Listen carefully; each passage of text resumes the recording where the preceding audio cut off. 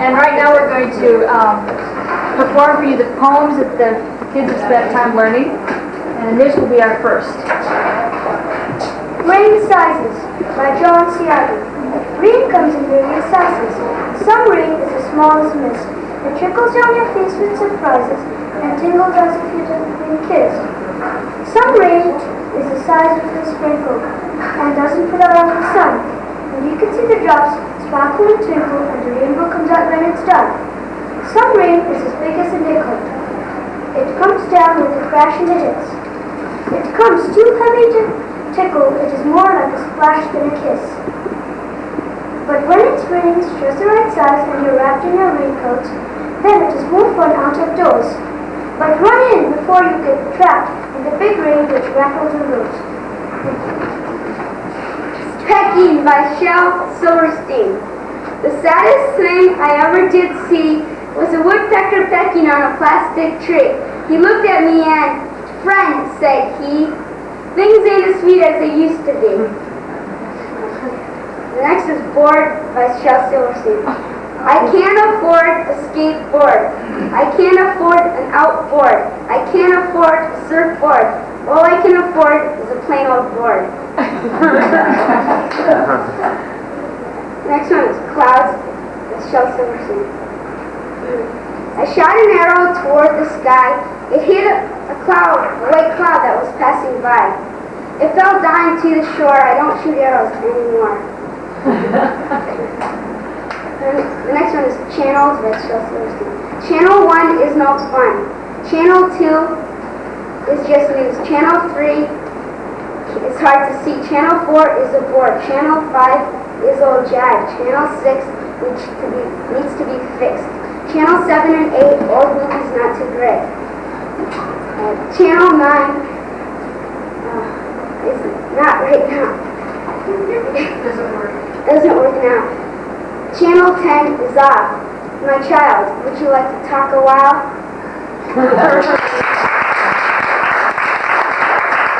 I stood in the Maytime Meadows, author unknown.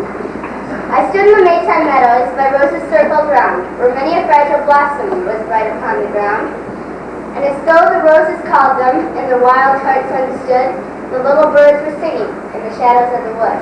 The nightingale among them sang sweet and loud and long, until a greater voice than hers rang out above the song. And suddenly, between the clings, along a narrow bough, the echoes of a hunting horn came clear across the gale. The hunter stood beside me, who blew that mighty horn. I saw that he was hunting the noble unicorn. The unicorn is noble, it keeps him safe and high, upon a narrow path and steep, climbing to the sky. And there no man can take him, he scorns the hunter's dart, and only a virgin's magic power can tame his haughty heart.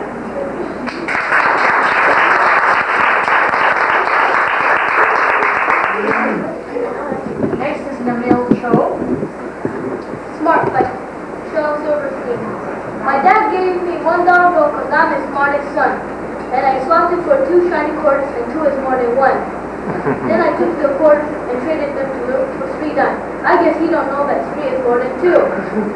Then I took the 3 dimes. So just then came my own blind baby. And just because he can't see, he gave me 4 nickels for 3 dimes, and 4 is more than 3. Then I took the nickels down to have him come down at the seat before. Before he gave me 5 pennies for 4 nickels, and 5 is more than 4. And then when I went and showed my dad, he got red in the cheeks, closed his eyes, and shook his head. Too proud of me to speak.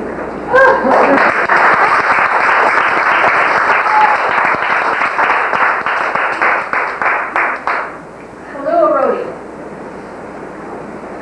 The Jabberwocky by Lewis Carroll, and he put a lot of nonsensical words in this poem. Okay. 'Twas brillig in the slithy toes, to gyre and gimble in the wave. All mimsy were the borogoves, and low rats outweighed. Beware the Jabberwock, my son, the jaws that bite, the claws that catch. Beware the Jubjub bird, and shun the frumious Bandersnatch. He took his woeful sword in hand, long time maximum foe he sought, so rested he by the tum-tum tree, and stood a while in thought.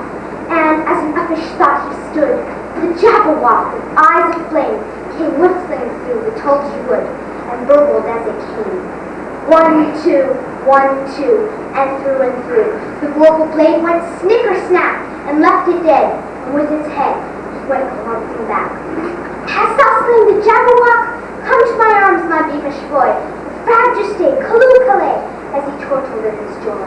'Twas brillig in the sky he toes, did gyre in the wave, while mimsy where the borer goes, and romance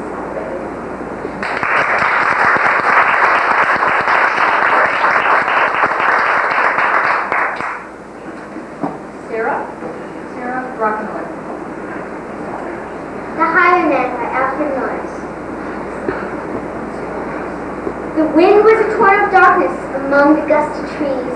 The moon was low galleon tossed upon cloudy seas. The road was a ribbon of moonlight over the purple moor, and the highwayman comes riding. The highwayman comes riding up to the door. The French cocked hat at his forehead, a bunch of lace at his chin, a cloak of claret velvet, and breeches of brown of skin. They fitted never a wrinkle, his boots came up to his thigh. He rode with a jeweled twinkle, his pistol butts a twinkle, his rapier hilts a twinkle, under the jeweled sky. Over the cobbles of clatters and clash to the darkened yard. He taps with his whip on the shutters, and all is off the guard. He whistles a tune to the window, and who should be waiting there? The landlord's black-eyed daughter, Bess, the landlord's daughter, plaiting a dark red lover in her long black hair. And dark in the dark golden yard, a stable with a crate. As Tim the Elsa listened, his face was like heat. His eyes were hollows of madness, his hair like moving hay. But he loved the landlord's daughter, the landlord's red-lipped daughter. Dumb as the dog, he listened, and was the father said, "One kiss, my bonny sweetheart, and after a prize tonight. But I shall be back to thee with the yellow gold before the morning light. Yet if they press me sharply and harrow me through the day, then look for me by moonlight, watch for me by moonlight. I'll come to thee by moonlight, the house shall bar the way." He rose upright in stirrups, he scarce could reach her hand. When he loosened her hair and casement, his face was like a cloud. As black as shades of perfume came tumbling down his breast. He kissed the waves of moonlight, oh sweet black waves of moonlight. He tugged at his reins in moonlight, and galloped away to the west. He did not come at dawning, he did not come at noon, and out of the tiny sunset, and over the rising moon. When the road was a gypsy's ribbon, looping the purple moor, a highwayman comes riding. No, a red-coat troop comes marching. King George's men came marching up to the window. They said not a word to the landlord, they drank his ale instead. But they gagged the landlord's daughter, and bound her to the foot of her narrow bed. Two of them knelt in her casement. There was muskets at their side. There was death at every window, but hell at one dark window. But best could see her casement, the road that he would ride. They bound her up to attention with many a secret jest. They bound her with the musket beside her, the barrel beneath her breast. Now keep a good watch, and they kissed her. She heard the dead man say, "Look for me by moonlight, watch for me by moonlight. I'll come to thee by moonlight, for hell shall bar the way." She twisted her hand behind her, and all the knots had blood. She writhed her hands till her fingers were wet with sweat or blood. They stretched and strained in the darkness, hours and violet years, till now in the stroke of midnight, cold on the stroke of midnight. When tip of the finger touched her, the trigger at least was hers. When tip of the finger touched it, she strove no more for rest. Up she stood to tension the barrel beneath her breast. She would not risk their hearing, she would not strive again. The road lay bare in the moonlight, blank and bare in the moonlight. The blood in her veins in the moonlight throbbed to the love's refrain. Clup, clup, clup, clup in the distance. Had they heard it, the horse was ringing clear. Clup, clup, clup, clup in the distance. Were they deaf that they did not hear? Over the ribbon of moonlight, under the brow of the hill, the highwayman comes riding. The redcoat stood at the parting. She stood up straight still. Cut in frosty signs, cut in echoing neck. Nearer came and nearer, her face was like a light. Her eyes widened for a moment, she took the musket left. Her finger moved in the moonlight. Her musket shattered in the moonlight, shattered her breast in the moonlight, and moored him with a death. Back he turned to the westward, he did not know who stood. Bowed her head over the musket, drenched her with blood. That field of dawn did he hear it, his face was great to hear. How best the landlord's daughter, the landlord's black-eyed daughter, had watched for love in the moonlight, and died in the darkness. Back he spurts the westward, shrieking across the sky. The white wood smoking behind him as raped with brandished tide. Blood red were his spurs and the golden wine red were his cloak. When they shot him down the highway, down like a dog in the highway, and he lay in his blood in the highway, with a bunch of lace on his throat. And now they say when the wind is in the trees, the moon is a ghostly galleon, tossed upon the cloudy seas. The road is riveted in moonlight, over the foot moor, and the highwayman comes riding, the highwayman comes riding up to him. Over the cobbles clatters and clangs so dark and dark. He taps with his whip on the shutters, and all is locked and dark. He whistles a tune to the window, who should be waiting there. The land is back at dark, best in the stars, placing a dark red look in her long black hair.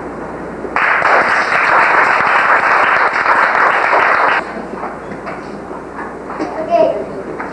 Early Bird by Shel Silverstein. If you're a bird, be an early bird, and catch a worm for your breakfast plate. If you're a bird, be an early bird, but if you're a worm, sleep late. Okay, The Invention by Shel Silverstein. I've done it! Guess what I've done? I've invented a light bulb that plugs into the sun. The sun is bright enough, the bulb is strong enough, but oh, there's just one thing wrong. The cord ain't long enough.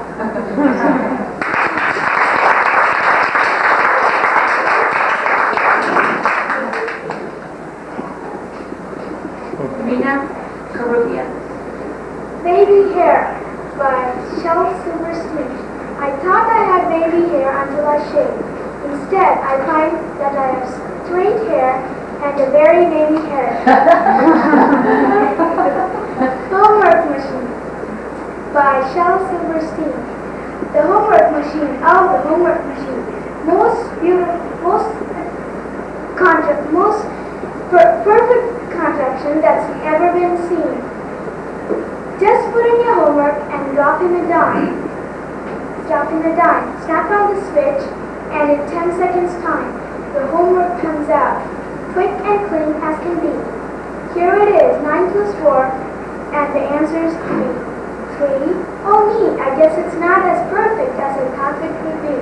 The last one is The Crowded Tub by Shel Silverstein. There are too many kids in this tub. There are too many elbows to scrub. I just washed it behind that I'm sure it wasn't mine. There are too many kids in this tub.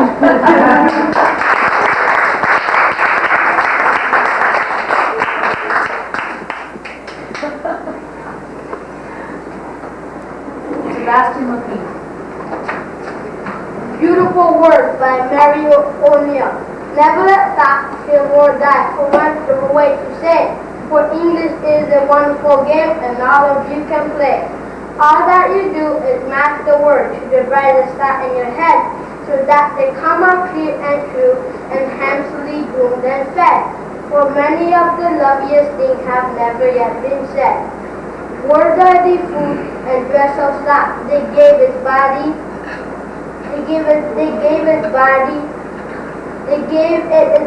and wings.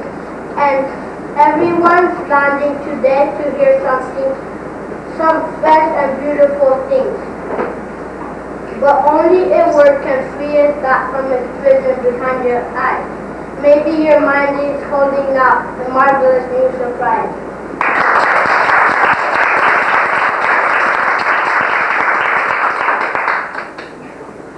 Finally, Gabriel Romero.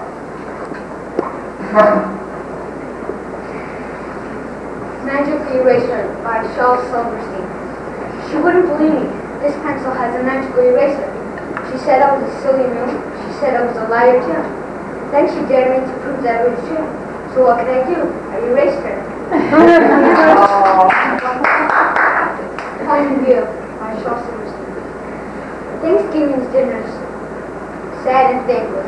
Christmas dinners dark and blue. When you see it, you stop and try to see it from a turkey's point of view. Sunday dinner isn't sunny. Easter feasts are just bad luck. When you see it from the viewpoint of a chicken or a duck. Oh, how I once loved tuna salad. Pork, lobster, and lamb chops too. So I stopped and looked at the dinner from the dinner's point of view.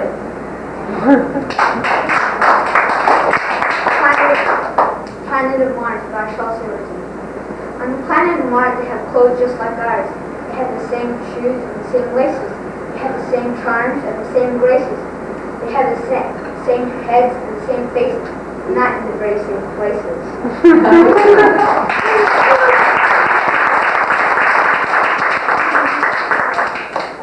Okay, thank you, kids. That was great. We have a special honor. One of our students is leaving on Sunday, Sebastian Lapine. We're sorry about that because we still have 2 weeks of school.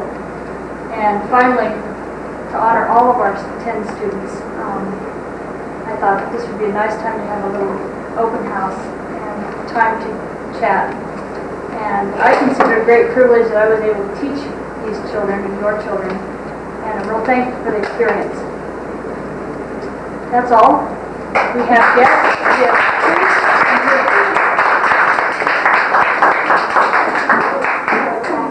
on the